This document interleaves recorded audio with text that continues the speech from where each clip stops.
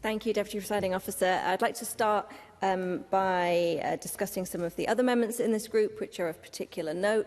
We'll be supporting Mark Ruskell's Amendment 141 this evening. Swift nest boxes will be vital in restoring swift populations, and I'd like to thank Mark Ruskell for championing this issue and to the very many constituents who have contacted us all about this amendment.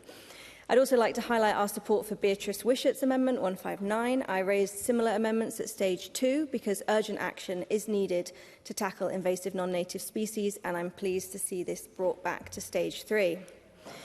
Moving to my Amendment 61, which seeks to end exemptions by ministerial order to the introductions of invasive and non-native species in the Wildlife and Natural Environment Act, where these exemptions are granted solely for commercial or economic reasons. I've brought this forward following my amendments 54, 55, 56 and 12 at stage 2, which sought to address and shine a light on the extent of environmental damage that's caused by invasive non-native species. In particular, my amendment 56 sought to address exemptions granted solely for economic or commercial purposes. Now, I didn't move that amendment at stage 2 because the Cabinet Secretary said she'd be prepared to work with me on redrafting for stage 3.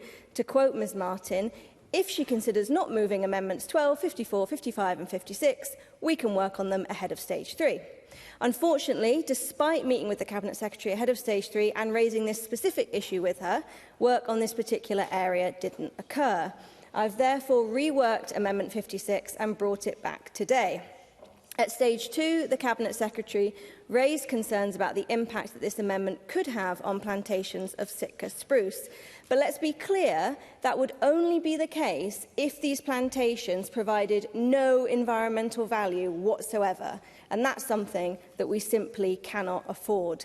We need these plantations to have a net positive impact, for example, by sequestering more carbon than they release from peatlands damaged by their conifer seed rain. This is a reasonable intervention for government to make. It's reasonable to require our forestry sector to do more than just make money.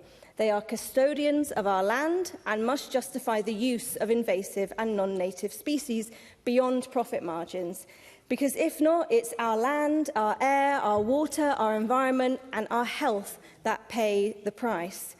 If the Cabinet Secretary can't support this amendment, then it suggests that the Scottish Government is prepared to put private commercial profit above everything else, including our natural environment, rather than at least balancing it with our other concerns. So I'd like to ask her to consider this amendment carefully and to be clear that this bill cannot be used to greenwash destructive business practices. Thank you.